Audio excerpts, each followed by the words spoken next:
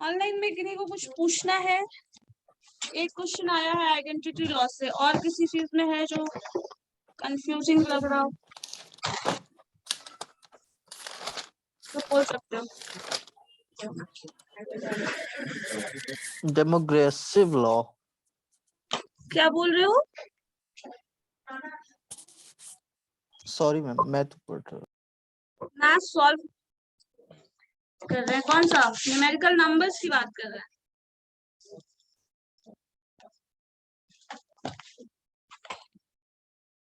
क्या बोल रहे हो? खुद ही बोल रहे हो, खुद ही समझ रहे हो। मैं तो हम भी जानना चाह रहा हूँ।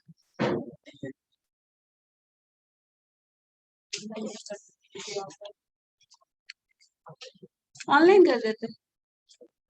ऑनलाइन करके क्या हाल हो रहा है ना पता चल रहा है। देखिए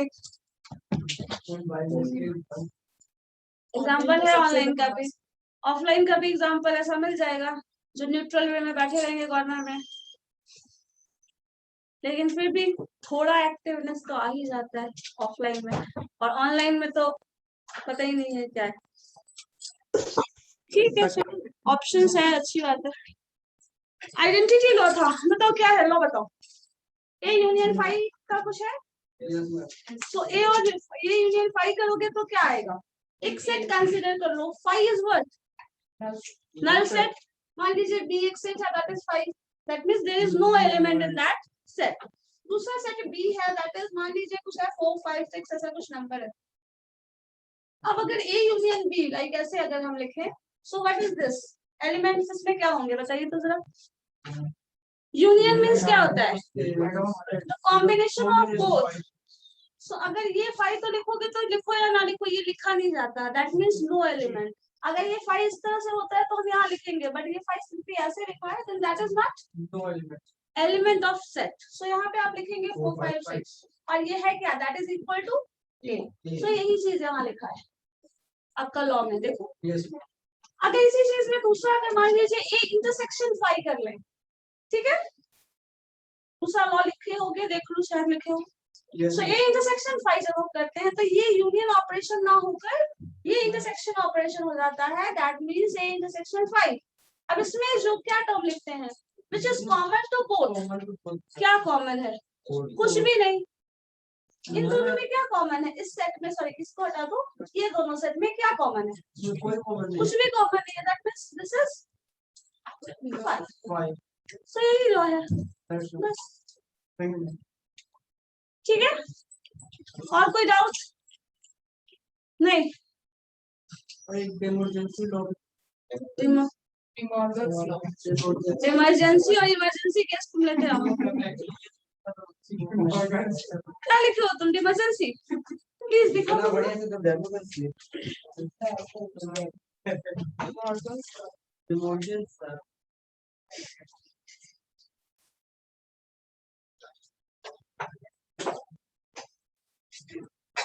इमरजेंसी लॉ कुछ ऐसा दिखने को मिलेगा। डिमॉर्गन्स एग्जैक्टली वो भी सही नहीं है, लास्ट ईयर क्वेश्चन ऑफ आ रहा है। सो डिमॉर्गन्स लॉ में क्या है बताओ? डिमॉर्गन्स, DEN, डिमॉर्गन्स लॉ, ज मत पढ़ना वहां से, गो हो। सो डिमॉर्गन्स लॉ क्या है बताइए तो जरा। A union B dash, A है ना, that means complement of union that is equal to complement intersection A है ना। तो इसका भी एग्जांपल मैंने बताया था लास्ट क्लास में, जो लोग होंगे उनको पता हो शायद, है ना। एग्जांपल है, सो ए और बी अलग अलग सेट कंसीडर कर लो, या फिर ए यूनियन बी भी ले लो, जो लेना चाहो। सो यहाँ पे आप कहेंगे ए मान लीजिए एक सेट है दैट इज 4 5 6, हम जस्ट लिया था वही ले लो। ये जो दूसरा सेट है मान लीजिए 3 4 2, ठीक है, ये ले ले। दोनों का यूनियन करोगे तो क्या हो जाएगा? ए यूनियन बी लिखोगे, और यूनियन बी का मतलब है आइदर फ्रॉम ए और बी, आइदर ए और बी। सो ए में या बी में, दोनों में से किसी एक में हो तो यहाँ पे आ जाएगा। सो यहाँ पे क्या हो जाएगा देखिए, 2 3 4 5 6 कॉम्बिनेशन आ गया। इन दोनों का कॉम्प्लीमेंट, तो जब अगर सेट ये फिक्स है, दो ही सेट है, तो उसका कॉम्प्लीमेंट क्या हो जाएगा? 5 होगा, होगा या नहीं? ए यूनियन बी ये पूरा सेट है, ये यूनियन कॉम्बिनेशन बनकर आया है। सो ए यूनियन बी का कॉम्प्लीमेंट क्या हो जाएगा? इन दोनों के एलिमेंट के सिवा इसमें और कुछ है क्या? कुछ भी नहीं है। सो आप क्या लिखेंगे? A union B complement is 5। अब आपको क्या करना है? ये एलएचएस वाला केस है, ठीक है। अब आरएचएस में आ जाओ, ए कॉम्प्लीमेंट निकालो। ए कॉम्प्लीमेंट क्या होता है? इस ए यूनियन वाले में से ए के एलिमेंट्स को रिमूव कर लो, तो वो होगा ए कॉम्प्लीमेंट। तो ए कॉम्प्लीमेंट निकालने के लिए पहले आपको यूनियन निकालना होता है। सो ए कॉम्प्लीमेंट निकालिएगा तो इस सारे टर्म को 5 6 को 4 5 6 को इसमें से रिमूव करिए। दैट मींस ये पूरा सेट रिमूव हो गया, बचा क्या? 2 and 3। इसी तरह बी डैश निकालो, बी का कॉम्प्लीमेंट क्या आ जाएगा? 5 6 2 4 3 है ना, तो इस एलिमेंट को इसमें से हटा देना है। 2 3 4 तो 4 तो ऑलरेडी रिमूव हो चुका है, 2 3 को भी रिमूव करोगे, 2 3 4 रिमूव करोगे तो क्या बचेगा? 5 and 6। so 5 and 6 is the element। इन दोनों का intersection, the element which are common to a dash and b dash, क्या है कॉमन? नथिंग। 2 3 है और 5 6 है, इससे देखेंगे, ठीक है। so there is nothing common, so क्या लिखेंगे? a complement intersection b complement, that is 5 so this is why ये RHS में आया है आपका and ये LHS में, दोनों इक्वल है। यही तो प्रूव करना था रिवर्स लॉ में, ठीक है। लिख लो एग्जांपल, ये भी जिन्होंने लिखा है उनके लिए तो ठीक है, नहीं लिखा है Aditi and Amrit, just turn on your camera।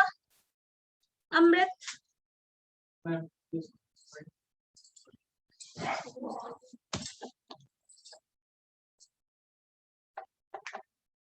Class में एटलीस्ट फोन रख दो साइड,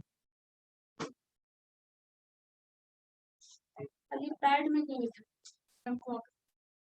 वो निकाले रफ कॉपी नहीं है, सवाल भी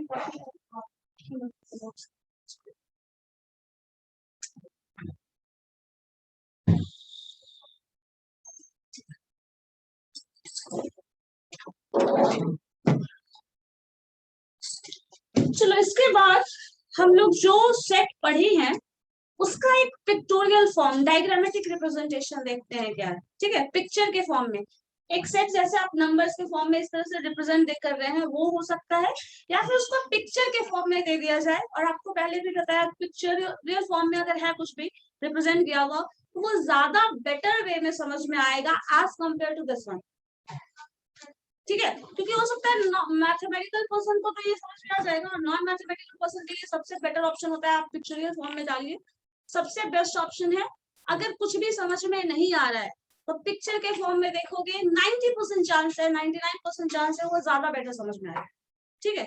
सो पिक्चर के फॉर्म में जब हम सेट को रिप्रेजेंट करते हैं तो उसको बोला जाता है वेन डायग्राम, ठीक है। सो वेन डायग्राम के हेल्प से हम जो भी सेट का अभी जो टर्म्स पढ़े हैं बस उसको पिक्चर के फॉर्म में रिप्रेजेंट करके देखें, ठीक है। मिटाते से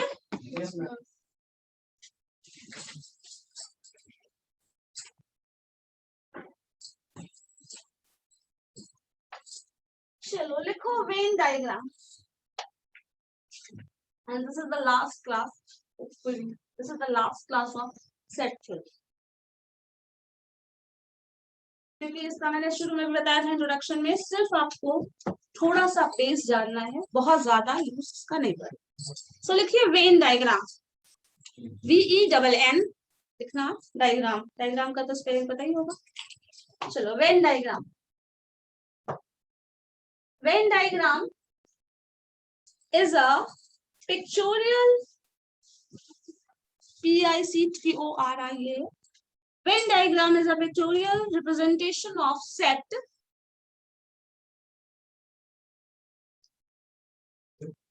a set which are used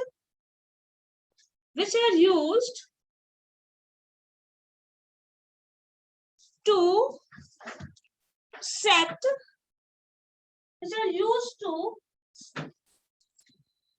present, which are used to present the relations between set, relations between set. ठीक है, अब एक एग्जांपल लेके देखते हैं कैसा डायग्राम होता है। मेन डायग्राम में अगर आपको यूनिवर्सल सेट रिप्रेजेंट करना है तो एक स्क्वायर या रेक्टेंगुलर फॉर्म ऐसा बना लो, स्क्वायर रेक्टेंगल जो बनाना चाहो, ठीक है। इस पूरे रेक्टेंगल फॉर्म को हम यूनियन बोलते हैं, ठीक है। ये यहाँ नोटेशन डाल दीजिए, यहाँ डाल दीजिए, this is represented as union. Union means ये यूनिवर्सल सेट होगा पूरा, जो कि आप डिफाइन किए थे। Universal set means combination of all the sets, जो भी सेट हो उसमें, set A B C D up to Z तक है, तो उन सबका कॉम्बिनेशन जो होगा वो यूनिवर्सल सेट है, and that is represented by U. और ये जब भी आप यूनियन रिप्रेजेंट करेंगे रेक्टेंगुलर डायग्राम बना दो, वो यू है, ठीक है। इस यू में मान लीजिए कोई डिफरेंट सेट है, suppose this is a set A and this is set B. ऐसा हो सकता है क्या, मान लीजिए कॉलेज अगर एक यूनिवर्सल सेट है तो उसके डिपार्टमेंट्स, कोई 2 डिपार्टमेंट और भी डिपार्टमेंट हो सकता है, ज्यादा भी डिपार्टमेंट हो सकता है, कम भी डिपार्टमेंट हो सकता है। सो वो डिपार्टमेंट क्या कंबाइंड होता है, डिफरेंट होगा। सो आप ए और बी 2 डिफरेंट डिपार्टमेंट्स की बात कर रहे हैं। सो सेट ए और बी यहाँ पे क्या है, both are independent to each other. ऐसा डिपार्टमेंट है जहां एक दूसरे का कोई रिलेशन नहीं है, ठीक है, साइंस का आर्ट्स का ऐसा है। लेकिन आजकल इंटरडिसिप्लिनरी सब्जेक्ट्स होते हैं तो ऐसा नहीं मिलेगा कि एग्जैक्टली इंडिपेंडेंट हो, बट फिर भी होता है, ठीक है। तो सेट ए बी ये है जो इंडिपेंडेंट है, और अगर ये इंडिपेंडेंट ना हो तो आप जो रिप्रेजेंट करेंगे that is of this type, this is set A, this is set B and this is universal set. So A B में कुछ कॉमन है, कुछ भी कॉमन है, ठीक है। सो ये इस तरह से आप, एक सेट ए है दूसरा सेट बी है। जैसे अभी जस्ट हमने एक एग्जांपल लिया था 4 5 6 इसका एलिमेंट था, क्या देखो तो जरा, 4 5 6 था सेट ए में, और क्या था 2 3 4। सो 4 is common in both, 2 and 3 यहाँ आ जाएगा। समझ रहे हो क्या है, एक पूरा सेट ए था, दूसरा सेट बी है, दोनों में कुछ कॉमन है, तो कॉमन वाला टर्म ये रिप्रेजेंट कर रहे हैं। यूनिवर्सल सेट ये है, यूनिवर्सल सेट इसका पूरा होने का मतलब है ए और बी के अलावा भी और एलिमेंट्स उसमें होंगे, ठीक है। सो ये इंडिपेंडेंट, अगर ए और बी इंडिपेंडेंट सेट है तब आप यूनिवर्सल सेट इस तरह से डिफाइन करेंगे। ए और बी अगर कुछ कॉमन टर्म हो तो आप उसको इस तरह से डिफाइन करेंगे, ठीक है, क्लियर है। अगर इसमें एक और सेट हो जाए, सपोज ए बी सी वाला आ जाए और तीनों ही इंडिपेंडेंट हो, तो इस तरह से रिप्रेजेंट कर सकते हो। और अगर इन तीनों में कुछ कॉमन हो, लाइक ऐसे ए बी सी इंडिपेंडेंट हो, या फिर तीनों में भी कुछ कॉमन हो, लाइक ऐसा हो सकता है, this is set A, this is B, this is C, and this is the area, this is the point जो कि ए बी और सी तीनों में ही होगा। है क्या ऐसा, ये वाला एरिया देखो, कुछ ऐसा है, ये एरिया डिफरेंट मार्कर से आप चाहो तो कर सकते हो। ये वाला एरिया जो बी और सी में कॉमन है, ये वाला एरिया आप यहाँ से ले सकते हैं जो ए और बी में कॉमन है, ये वाला एरिया यहाँ से आप ले सकते हैं जो ए बी सी का कॉमन टर्म है, ये वाला ए और सी बी तीनों में कॉमन है, ठीक है। तो आप इस तरह से रिप्रेजेंट कर सकते हो। अब ए और सी में क्या कॉमन है, सो दिस वन है ना, और सबसे ज्यादा जो सेंटर पे है वो ए और बी और सी तीनों में ही कॉमन है। तो ये डायग्रामेटिक रिप्रेजेंटेशन से बताया जा सकता है, there are some elements which is common in all the 3 sets, A, B, C तीनों में है। Some elements are common in B and C, some elements are common in A and C, some elements are common in A and B. So ये diagrammatic representation हो सकता है set का, ठीक है। इसको ग्राफिकली आप शो कर सकते। So example, this is for disjoint set. When यहाँ पे लिख लीजिए, when A and B are disjoint set. Disjoint means there is no elements in common. No element is common. ठीक है?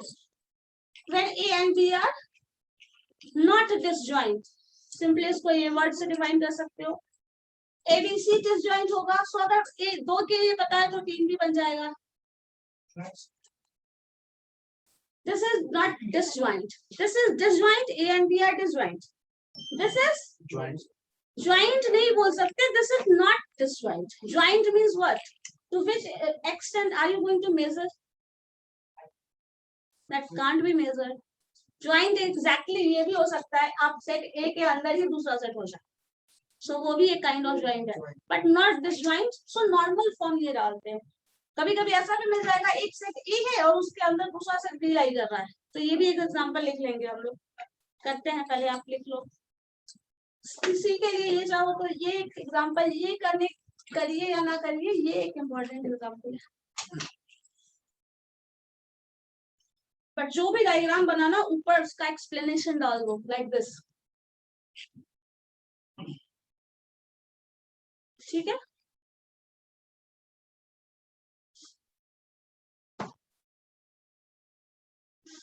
मिला दूं.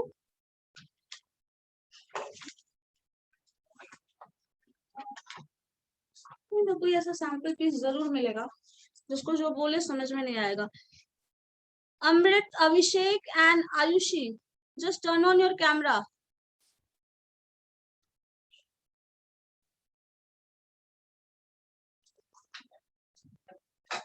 एक ही बात क्यों बार बार बोलनी पड़ती है आप लोगों को?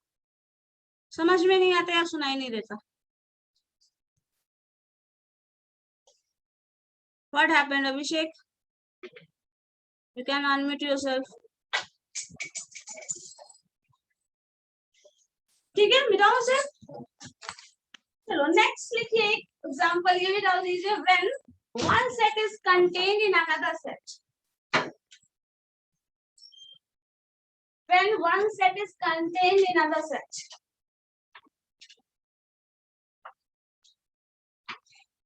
तो उस केस में क्या होता है?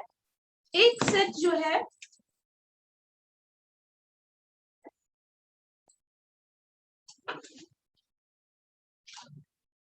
एक सेट ए है और इसके इनसाइड एक बी सेट है.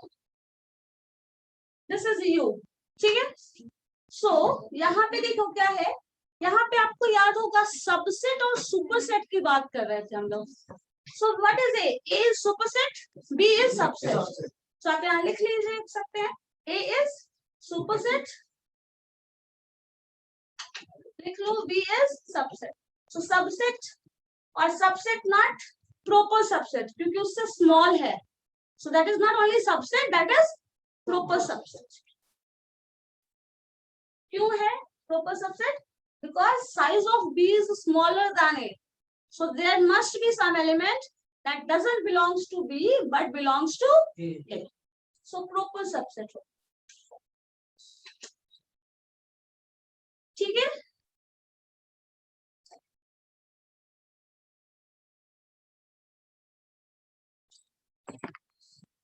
अब इसमें मान लो अगर एक कॉम्प्लीमेंट बोला जाए तो क्या होगा? एक कॉम्प्लीमेंट का नोटेशन क्या होगा जरा मुझे बता सकता है कोई? सपोज एक पूरा यूनिवर्सल सेट है लाइक दिस और इसमें एक सेट ए है.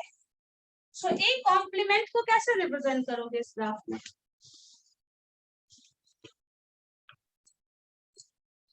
चौथे रिसेप्शन से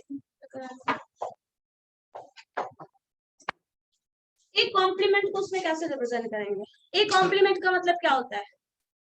एक एलिमेंट ना हो. एक एलिमेंट ना हो तो क्या हो? यूनिवर्सल सेट का कुछ भी एलिमेंट हो एक्सेप्ट ए.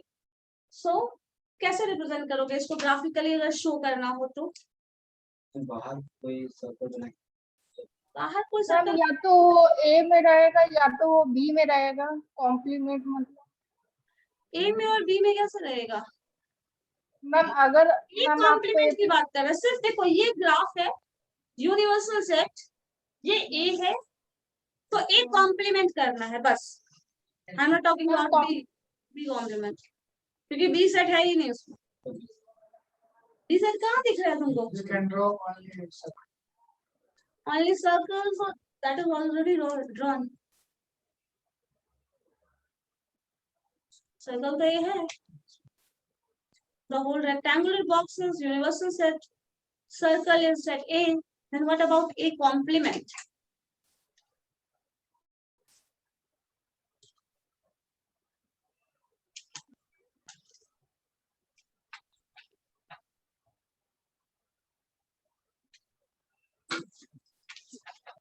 इतना टफ क्वेश्चन तो मैंने नहीं पूछा जितना हम लोग रिसर्च कर रहे हैं। साथ ही एक बगल में बनना चाहिए ना सर, यूनिवर्सल सेट का है। साथ में क्यों हम अलग से सर्कल बनाएंगे? तो अलग से सर्कल बनाने का मतलब क्या होता है?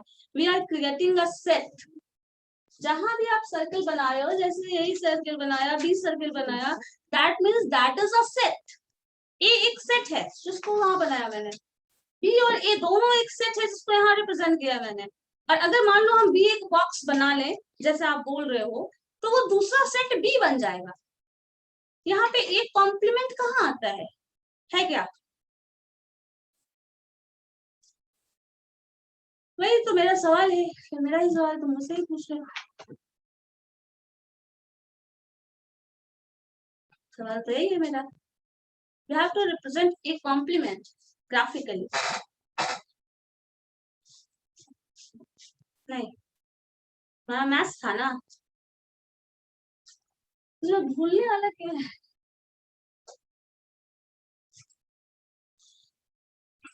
ए ना हो मतलब ए को रिमूव करो, उसमें से क्या बचेगा? सर्कल रिमूव कर देंगे तो क्या बचेगा? जो बाकी का एरिया है वो, तो बाकी के एरिया को कलर कर दो, हो गया एक कॉम्प्लीमेंट।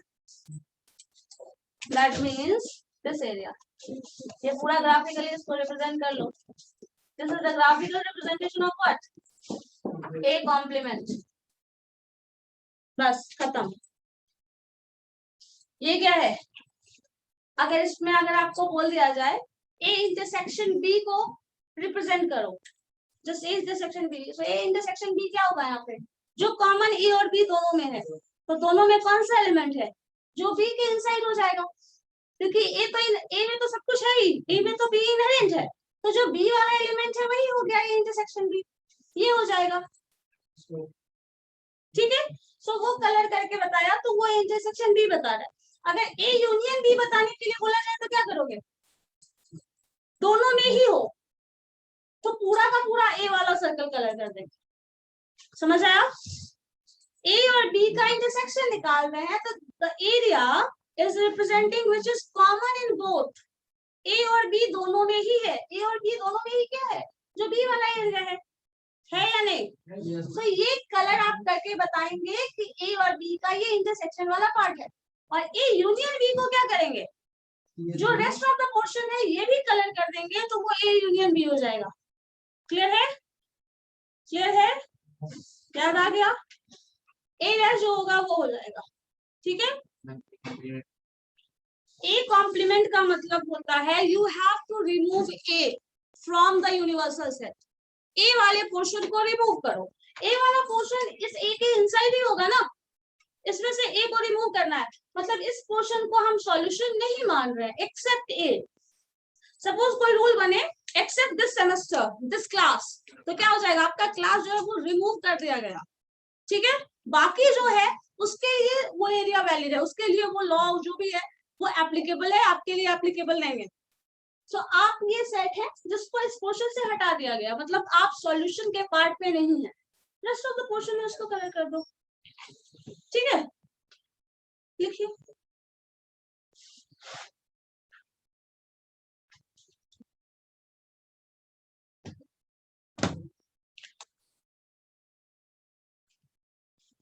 जो ग्राफ पहले बनाए थे उसमें ये भी कर सकते हो, ए और बी अगर डिसजॉइंट सेट है या फिर कॉमन मतलब ऐसा ज्वाइंट सेट है, तो दिस इज व्हाट?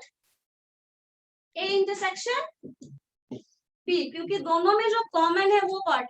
अगर ए यूनियन बी बोला जाए तो क्या होगा? पूरे पोर्शन को, इस पूरे पोर्शन को आप कवर कर लोगे, that is A union B. सिर्फ कॉमन पोर्शन को कवर करोगे ए इंटरसेक्शन बी। ठीक है, समझ आ गया? सबका एग्जांपल डाल दीजिए। और अगर ग्राफ में ये बोल दिया जाए ए बी और सी तीन सेट है और आपको ग्राफिकली इसको शो करना है A intersection B intersection C, क्या होगा? जो तीनों में ही कॉमन है, कौन सा पोर्शन है जो कॉमन है सब में ही? सेंटर में ये जो पॉइंट है वो। ठीक है, तो आप इसको कलर कर दोगे।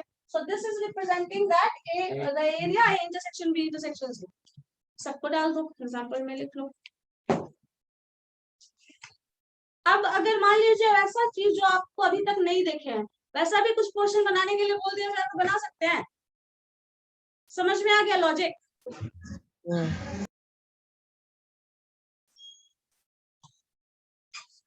और अगर इसी वाले पोर्शन में जो थर्ड ये सेट बनाया है, इसी में ये पूछ दिया जाए A union B union C, बताओ क्या हो जाएगा? जो ए और बी सी तीनों का पोर्शन होगा वो कलर कर देंगे।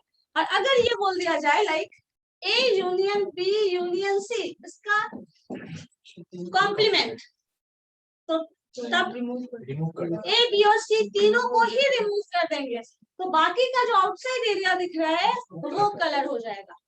ये भी एक एग्जांपल डाल दो, ठीक है? लॉजिक समझ लो, उसको अप्लाई करके और खुद से भी ये चीज करके देखिए। अंडर ग्रेजुएट स्टूडेंट तो है नहीं आप लोगों को एक एक चीज बताने की जरूरत है ना? पोस्ट ग्रेजुएशन में है तो थोड़ा खुद भी अप्लाई करो, जो सीखे उसका एक्सपेरिमेंट करो।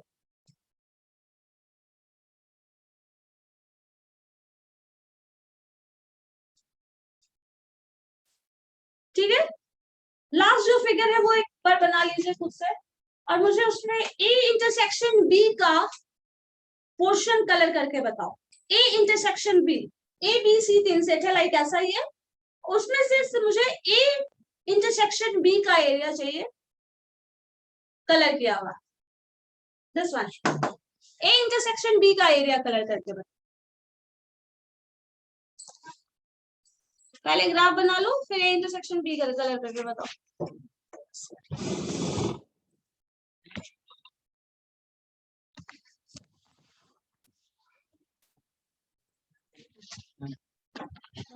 Just a minute.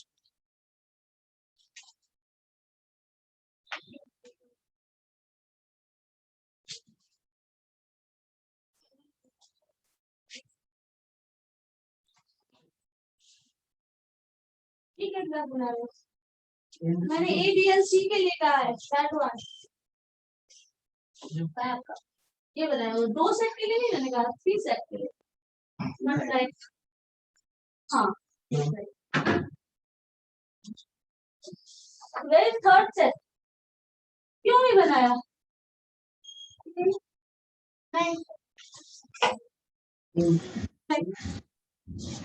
देख के बना लिया।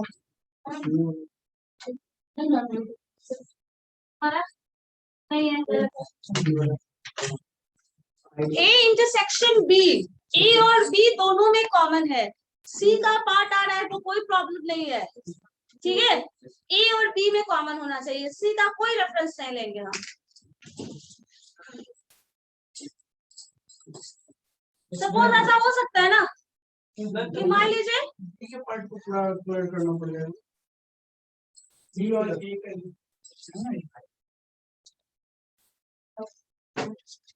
पता नहीं क्या समझ में आया।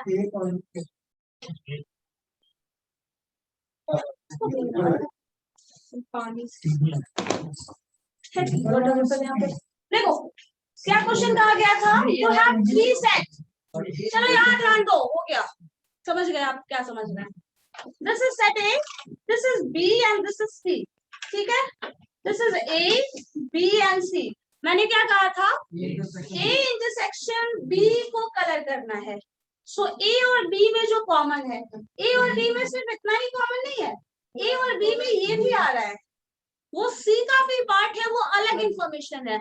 You don't have to use that information. Getting my point? ठीक है, ये सी का पार्ट है, वो अलग कॉन्सेप्ट है, वो हमारा पार्ट नहीं है, हम उसमें नहीं जाएंगे।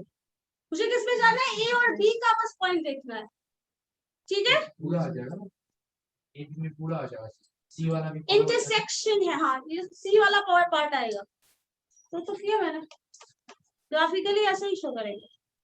अगर इसी क्वेश्चन को बोल दिया जाए जस्ट कॉम्प्लीमेंट ऑफ दिस, तब क्या करोगे? इस मिड पोर्शन को हटा दोगे, बाकी सारा पोर्शन कलर करोगे। सारा पोर्शन कहाँ तक? क्या सी भी करोगे? क्यों करेंगे? सी का दिस पोर्शन ओनली करेंगे, ये पोर्शन नहीं आएगा उसमें। समझ आया? बिकॉज यहाँ क्या आ गया है? ए और बी का इंटरसेक्शन का कॉम्प्लीमेंट, दैट मीन्स ये वाला पोर्शन हटाइए, अभी भी सी का क्या इंफॉर्मेशन आ रहा है उससे कोई मतलब नहीं है, सिर्फ ए और बी का ये पोर्शन रिमूव करेंगे, मतलब ये हटा दो, ये आएगा, ये कलर कर दीजिए, ये कलर कर दीजिए। समझ आया क्या है? सी में आ रहा है, ये पोर्शन नहीं आएगा बिकॉज सी का ये वो पार्ट है जो ए और बी में इंक्लूडेड नहीं है, तो हम लोग सिमिलर नहीं है। हाँ, तो ए और बी में जो है हम उसकी बात कर रहे हैं, सी में वो इंक्लूड होता है, उससे कोई मतलब नहीं।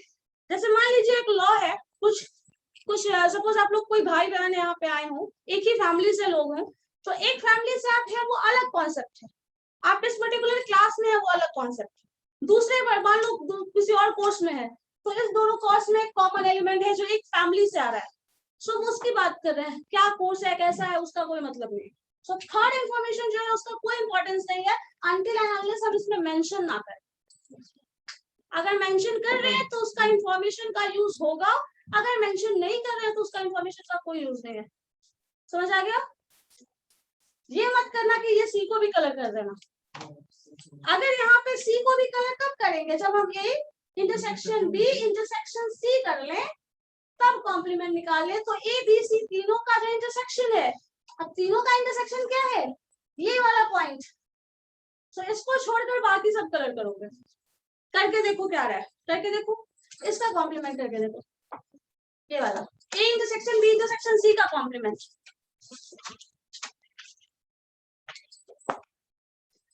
बनाइए बनाइए थोड़ा फास्ट। बचपन में जैसे ड्राइंग कर रहे थे वैसा ही कुछ काम करते हैं। ये जो ड्राइंग है वो थोड़ा लॉजिकल है। This one, A intersection B intersection C का कॉम्प्लीमेंट का डायग्रामेटिक रिप्रेजेंटेशन। ठीक है, बस ये करना हो गया।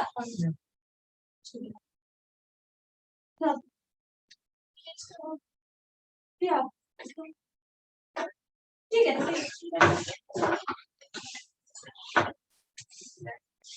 कहाँ ब्लैक दिख रहा है मुझे, तो कलर दिख रहा है।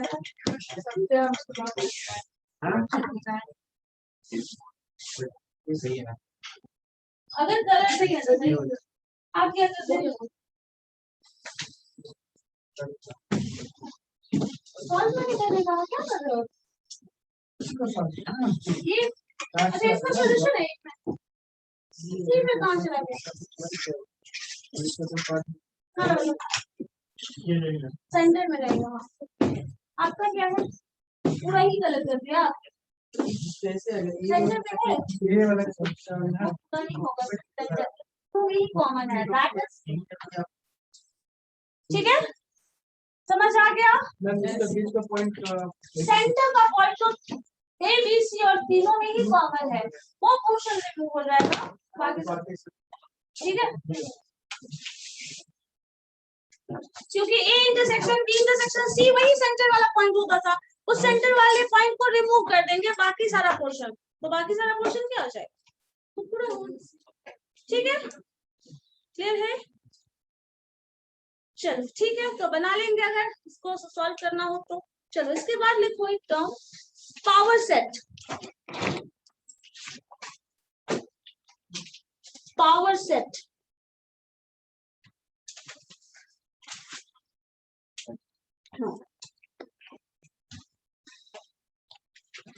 power set is a set of, define करो, power set is a set of, power set is a set of all the subsets, power set is the set of all the subsets of a given set.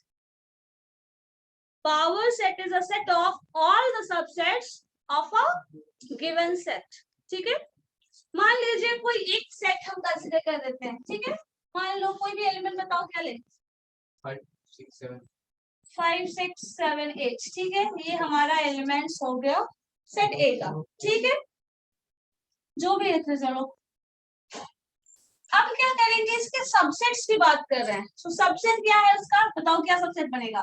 एक set B बना लेते हैं जो कि मान लीजिए individually singleton set क्या होगा, दूसरा सेट सी मान लीजिए क्या हो जाएगा, सिंगल सेट 6, बी एक सेट ले लो जिसका सिंगलटन सेट 7 हो सकता है, डी एक सेट ले लो क्या हो जाएगा इसका सिंगलटन सेट 8 हो जाएगा, दूसरा सेट मान लीजिए एफ सेट ले रहे हैं, वो क्या 4 और 6 हो सकता है। अब सिंगलटन सेट सारा हो चुका है, अब क्या होगा, मान लो 4 6 ले लें। नेक्स्ट सेट मान लीजिए 6 और 7 कंसिडर कर ले। नेक्स्ट 7 और 8 कंसिडर कर ले। नेक्स्ट क्या हो जाएगा, 4 6 7 3 का सेट ले लेते हैं, 4 6 7। नेक्स्ट 6 7 8 6 7 8 हो जाएगा। ओके, अब क्या करें, 8 6 4 भी हो जाएगा। चलो 8 6 6 6 8 4 लिख लेते हैं, 6 8 और 4। और क्या बनेगा, 6 7 8 बना हुआ है, 4 7 8 4 7 8 नहीं है, 4 7 8। चलो और बताओ, 8 7 4 एक ही बात है, आगे बोलो। नहीं होगा तो पूरा का पूरा सेट, ये भी तो सब सेट होता है, 4 6 7 8। कितना सेट बन रहा है जरा चेक करो तो।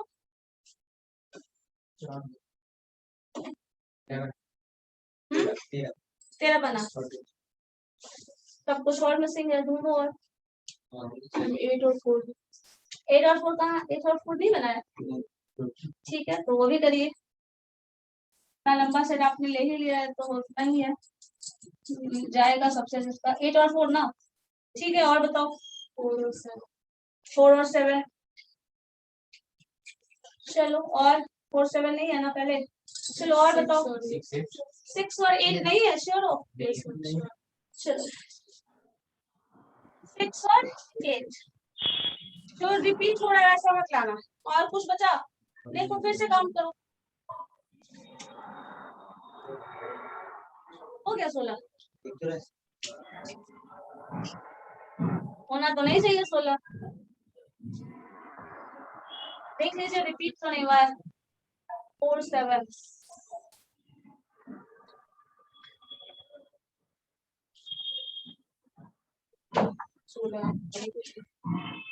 इंक्लूड तो ये है ना यहाँ पे, इंक्लूड क्या हुआ है, ये ऑलरेडी 15 है। इसके बाद एक और टर्म आता है, कोई भी सबसेट हो उसका, कोई भी सेट हो उसका एक सबसेट फाई जरूर होता है, ठीक है। यहाँ पे दो टर्म हमेशा याद रखिए, जो सेट खुद है उसका सबसेट एक ऐसा होगा और एक सबसेट होगा फाई, दैट मींस नथिंग, ठीक है। नल सेट एक ऑप्शन वो होता है। तो जब भी रिजल्ट आएगा, पावर सेट क्या अभी जस्ट डिफाइन किए हो, this is the set of all the subset, जितना सेट बन सकता था, जितने भी सबसेट बन सकते थे, पूरे सेट का जो कलेक्शन होता है दैट इज पावर सेट। और उसमें इंक्लूड करने वाला बाकी सबसेट बना लेंगे आप। मिस क्या करते हैं ये, और मिस क्या किया जाता है ये। सो इन दोनों को इंक्लूड करके जितना भी सबसेट पॉसिबल है, the collection of that is power set, ठीक है। अब इसमें बनता कैसे है, न्यूमेरिकली इसको कैसे मेजर किया जाता है, ये देखो, power set of any set is 2 to the power number of elements on this. क्या होगा बताओ, 2 into 2 into 2 into 2, that is क्या है 16। so this is the answer। मतलब इतने सबसेट पॉसिबल होंगे, आप बनाए हैं तो आपको अगर लग रहा है मिस हो रहा है या चेक करना है, then you have to solve this। 2 to the power 4 elements लिया है इसलिए ये आएगा। अगर 2 एलिमेंट्स होते तो क्या हो जाता, 2 का पावर 2, तो टोटल 4 एलिमेंट्स होते पावर सेट के। क्लियर है ये एग्जांपल, आपने 4 एलिमेंट ले लिया था इसलिए इतना लंबा चौड़ा एक्सप्लेनेशन मिल गया। अदरवाइज अगर शॉर्ट लोगे, अगर 2 का power 1 set low, that is मान लीजिए सेट ए इज 1 है, सिर्फ एक एलिमेंट हम ले रहे हैं, सो एक सेट क्या हो जाएगा, एक ये बनेगा जो कि यूनिवर्सल सेट खुद ही है, और दूसरा ए इसका सबसेट क्या बन जाएगा 5। सो ये दोनों का कॉम्बिनेशन मतलब 2 का पावर 1 दैट इज 2 एलिमेंट्स है। सिंगलटन सेट के केस में ये बनेगा, ठीक है। एक सबसेट क्या हो गया 1 जो कि खुद है, और एक 5 है जो कि बेसिक एलिमेंट था। मैंने क्या बताया, किसी भी सबसेट को फॉर्म कर रहे हो तो वो खुद सेट का जो एलिमेंट हो वो, और 5 वो हमेशा इंक्लूड होगा पावर सेट की बात करेंगे तो, because this is the subset of any set. कोई भी सेट की आप बात कर रहे हैं तो उसका पूरा वो खुद सेट जो है वो अपना सबसेट होता है, and 5 is the element of every set. So 5 ही उसका सबसेट होगा। सो ये दो बेसिक एलिमेंट्स होंगे। सो उसी के बेसिस पे दो जो तो होगा वो मिनिमम पावर सेट का एलिमेंट होगा, इससे कम पावर सेट के एलिमेंट्स नहीं हो सकते। अगर इसमें दो एलिमेंट्स डाल दोगे तो 2 to the power 2 मतलब 4 एलिमेंट्स होंगे।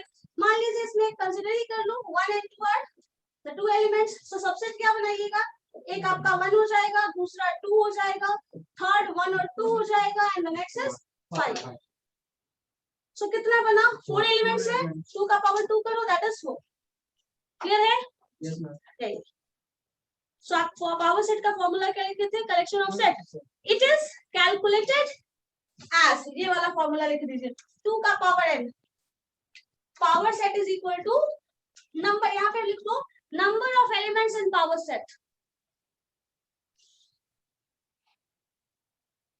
या फिर पावर सेट ही कर लो, कंफ्यूज होने से बेटर है। पावर सेट जब भी निकालना हो तो you have to write 2 to the power n, where n is number of elements. क्या है, नंबर ऑफ एलिमेंट्स है इन द गिवन सेट। जो गिवन सेट होगा उसी का जो एलिमेंट्स है वही कंसीडर करोगे ना, उससे ज्यादा तो नहीं। सो दिस इज पावर सेट। ठीक है, एग्जाम्पल आप इतना लंबा चौड़ा लिखना चाहते हैं तो लिख लीजिए, नहीं तो शॉर्ट में भी लिख सकते हैं। शॉर्ट में एक ये डाल लो, ये वाला एक आप दो एलिमेंट है, ये सबसेट होगा। नॉर्मली पावर सेट के यूजेस क्या है? पावर सेट बताता है कितने सब पार्ट्स हो सकते हैं, कितना सबसेट पॉसिबल है, आप कितने पार्टीशन में डिवाइड कर सकते हैं और किन किन एलिमेंट्स में है। तो वो फ्रैगमेंटेशन के लिए यूज होता है, डिपेंड करता है, ऐसा जरूरत पड़ा तब एप्लीकेशन के केस में जाओ। मैक्सिमम कितनी ग्रुपिंग पॉसिबल है, इंडिविजुअली सबका एक एक ग्रुप, जितने लोग हैं 2-2 का सेट बना लो, 3-3 का सेट बनाओ, 4-4 का सेट बनाओ, जितने एलिमेंट्स है मैक्सिमम उतना सेट बनेगा, एक ही सब ग्रुप में एक ही में आ गया। सो ये तरीका है। ठीक है, सो पावर सेट का ये एग्जांपल नहीं है तो 3 एलिमेंट्स का एक बना लो, बेटर ऑप्शन है। 2 एलिमेंट्स का 3 एलिमेंट्स ज्यादा बेटर ऑप्शन है। ये तो टोटल बन गया तो ठीक है, लिख सकते हैं, ज्यादा क्लेरिफिकेशन चाहिए तो ये एलिमेंट बनाने का एक तरीका है, ज्यादा ही पता चला कंफ्यूज पूरा सब छोड़ दो। शॉर्ट में ठीक है। 2 to the power 3 एलिमेंट्स का कर लो, 3 and 2 का जरूरत पड़ेगी। शॉर्ट का मतलब ऐसा ना हो कि शॉर्टकट के चक्कर में कुछ ज्यादा ही शॉर्ट हो गया। So don't take shortcut always, because shortcut में कट शॉर्ट।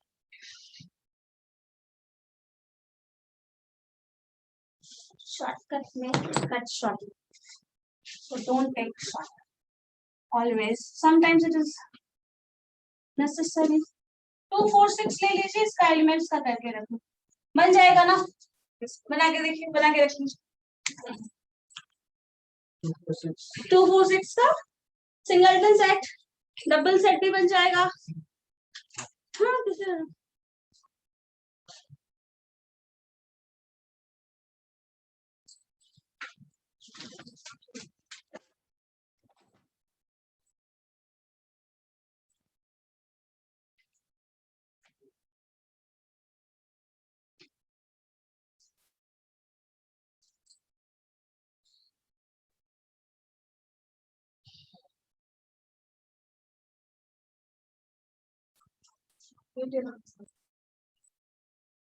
पावर 3 8 आएगा, वो तो पहले से प्री डिटरमाइंड है।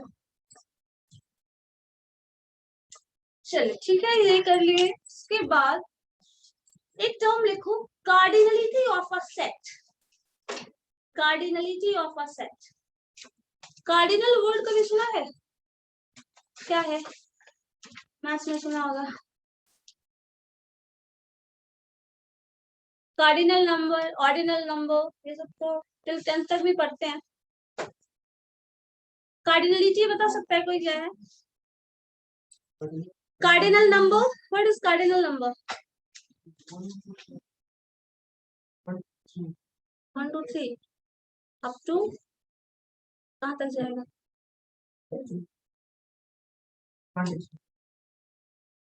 जो नंबर है 1 2 3 4 ऑर्डर्ड वे में ना हो, 10 लोग हैं, या फिर सपोज एग्जाम हुआ रैंक वाइज लिस्ट है, then that is ordinal number.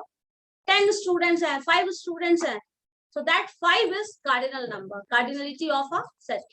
जैसे इस सेट की अगर बात करें, अभी जो था 2 4 6 मान लीजिए ये सेट है, so cardinality इस सेट की क्या होगी, 3 होगी, because 3 is the number of elements in this set, so उसको हम cardinality बोलते हैं, cardinality of a set। so जो number of elements है in a set, that is cardinal number of that set। ठीक है, देख लो cardinal number of a set।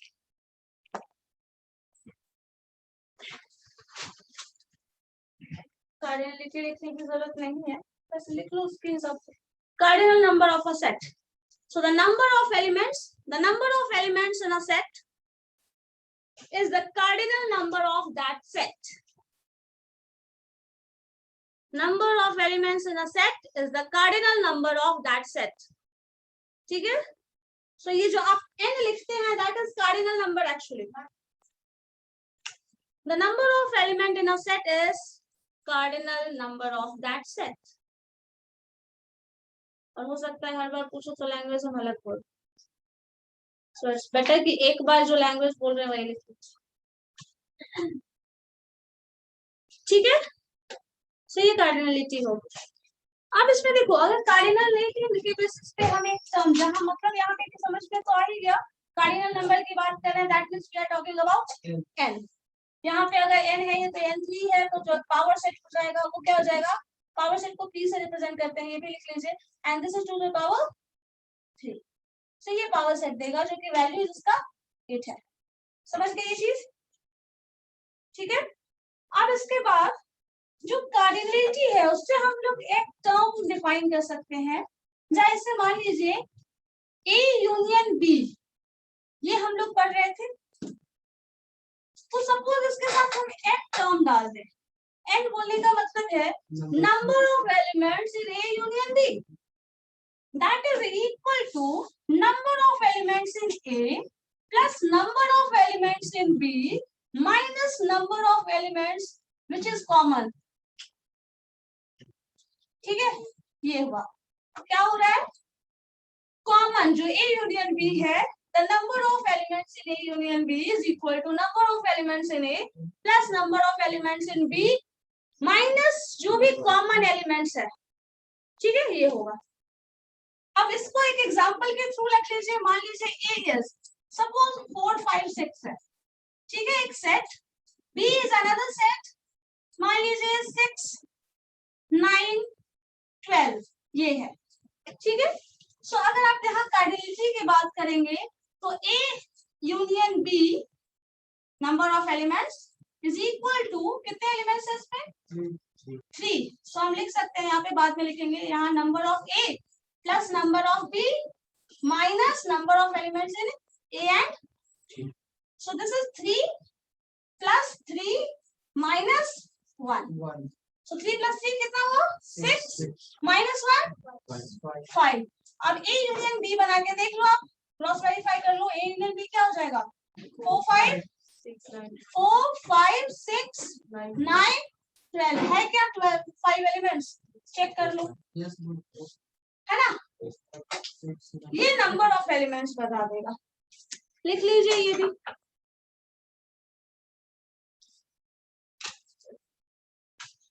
क्या लिखना है, ये जो पहले वाला क्वेश्चन है, ये वाला फॉर्मूला को हाईलाइट करके लिख लो, फिर एग्जांपल डाल दो। ठीक है, तो ये आप पूरा सेट ऐसे लिख लीजिए, जो कि याद रखना फ्यूचर में यूजफुल होगा, और एग्जांपल डाल दीजिए।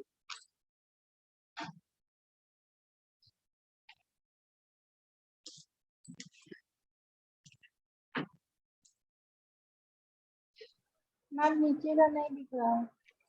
Okay. Is it visible now? Yes ma'am.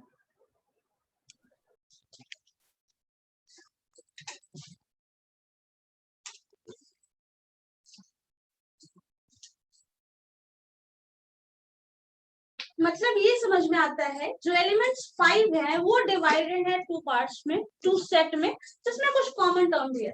Suppose अगर कुछ कॉमन टर्म नहीं होता तो ए यूनियन बी क्या हो जाता, कुछ भी कॉमन नहीं होता।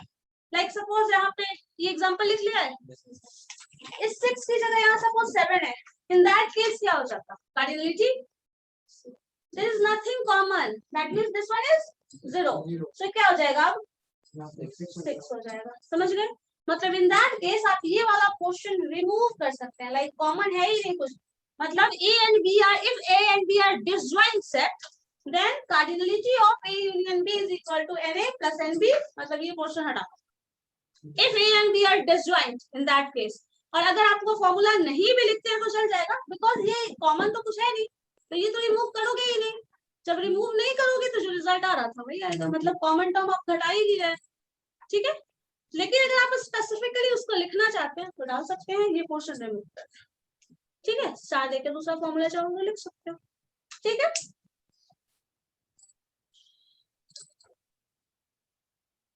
बताओ कोई कंफ्यूजन अभी बाकी है तो कहिए, नहीं है तो वो भी बता दीजिए, तो कुछ हम आगे बोले बस। बना रहा था क्या करता ये वाले बनाए और फिर पावर सेट नहीं आ रहा है, हाँ पावर सेट नहीं आ रहा है क्या, मैं सो रहा, देखते हैं 1 2 3 है ना,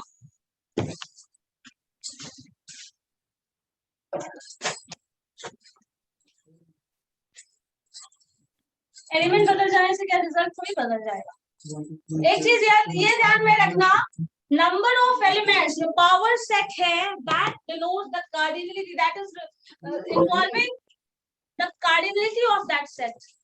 तो आपको जो भी होगा n, अगर आपने 2 4 6 लिखा है एग्जांपल में और दूसरा सेट 1 2 3 लिखा है, तो इससे कार्डिनलिटी में कोई इफेक्ट नहीं आने वाला, सेट डिफरेंट होगा बट नंबर तो वही है, 3 इसमें भी आएगा, 2 to the power 3 इसका भी आंसर होगा, इसका भी आंसर होगा, तो उससे तो कोई फर्क ही नहीं पड़ता ना। तब ये पावर का ये लिखा है ना, तो पावर से क्या लिखे हो तुम,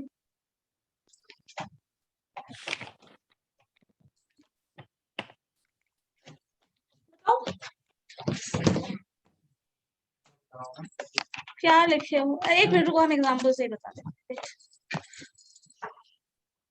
मैंने क्या कहा, अगर आप ये सेट लेते हैं या ये सेट लेते हैं कार्डिनलिटी में कोई इफेक्ट नहीं आ रहा, 3 इसमें भी एलिमेंट है 3 इसमें भी एलिमेंट, सेट के एलिमेंट्स डिफरेंट होंगे, नंबर वही होगा आंसर। मान लो 1 2 3 तुम ले रहे हो, ठीक है, सेट क्या है A, दैट इज 1 2 3, पहला सेट क्या होगा, मान लो हम A1 से रिप्रेजेंट करते हैं, दैट इज 1, सेकंड इज 1 2 3 जो भी होगा दैट इज 2, नेक्स्ट 3, ठीक है, उसके बाद दो 2 एलिमेंट का जो सेट बनाएंगे, मान लीजिए 1 2, ठीक है, दूसरा सेट बना, नेक्स्ट 2 3 हो जाएगा, और क्या हो जाएगा 1 3 भी होगा, ठीक है, डिफरेंट एलिमेंट्स का सेट 1 2 2 3 1 3 ये बन गया। नेक्स्ट क्या आ जाएगा 1 2 and 3, कितने एलिमेंट्स बने 4 3 7 and the last one is what 5 2 to the power 3 that is 8, आया है, कुछ भी लोगे नंबर, ये जो नंबर है ना 3 इस पे डिपेंड करता है, सो नंबर ऑफ एलिमेंट्स वो हमेशा वही होगा। अगर तू यहाँ पे 4 एलिमेंट्स ले ले तो इसमें 4 ले या इसमें 4 ले, रिजल्ट 16 ही आएगा, जो सेट का एलिमेंट्स होगा वो डिफरेंट हो जाएगा, दैट्स इट, नंबर चेंज नहीं होगा। चलो ठीक है, फिर इसके बाद अब नेक्स्ट क्लास में हम लोग दूसरा टॉपिक शुरू करेंगे, कुछ डाउट हो तो डाउट क्वेश्चन में कभी पूछ लेना, कोशिश करना आज जाके सारा टॉपिक जो भी पढ़ाए हैं सब अपने एंड से खत्म करो, मेरे एंड से हो चुका है, ठीक है, और इसका बस सिर्फ बेसिक चीज ही पढ़ना था, बहुत ज्यादा डिटेल में हमें बेसिक यूज पता होना चाहिए, what is universal set, what is single set, what is null क्या है, सिंगलटन क्या है, कार्डिनलिटी क्या है, सब बेसिक चीज करना है, और ऐसा कुछ होगा तो बाद में फिर कभी कर लेंगे, ठीक है। नेक्स्ट क्लास में हम लोग, मैंने सिलेबस भेजा है सबको, देखियो क्या है नेक्स्ट टॉपिक, देखना पड़ रहा है, फिर कोई फायदा नहीं। स्टैटिस्टिकल डेटा एनालिसिस है, सो उसमें हम लोग फिर measure of central tendency, frequency, कुछ ऐसा पढ़ने वाले हैं। देख के आइएगा नेक्स्ट डे क्या पढ़ना है, और जो अब तक पढ़ा है वो भी अच्छे से पढ़ो, ठीक है। नेक्स्ट क्लास तक ये प्रिपेयर हो जाएगा, हो जाएगा एकदम, और रेस्ट मोड में चले जाओ, श्योरली हो जाना चाहिए। अब तक जो भी किया है सारा कुछ खत्म, और नेक्स्ट क्लास में जो पढ़ने वाले हैं एटलीस्ट वो पूरा टॉपिक क्या कवर कर रहा है वो अपने माइंड में सेट कर लो। सीक्वेंशियली उसको पढ़ोगे, दिमाग में रहेगा, लॉन्ग टर्म तक रहेगा। अदरवाइज एक टॉपिक आप फिर लिंक नहीं कर पाएंगे तो फिर सब कुछ स्किप करते चला जाएगा एक एक करके माइंड से, ठीक है। सो मेक श्योर कि आप इतना कर लो। चलो ठीक है फिर, okay then, thank you. Thank you ma'am.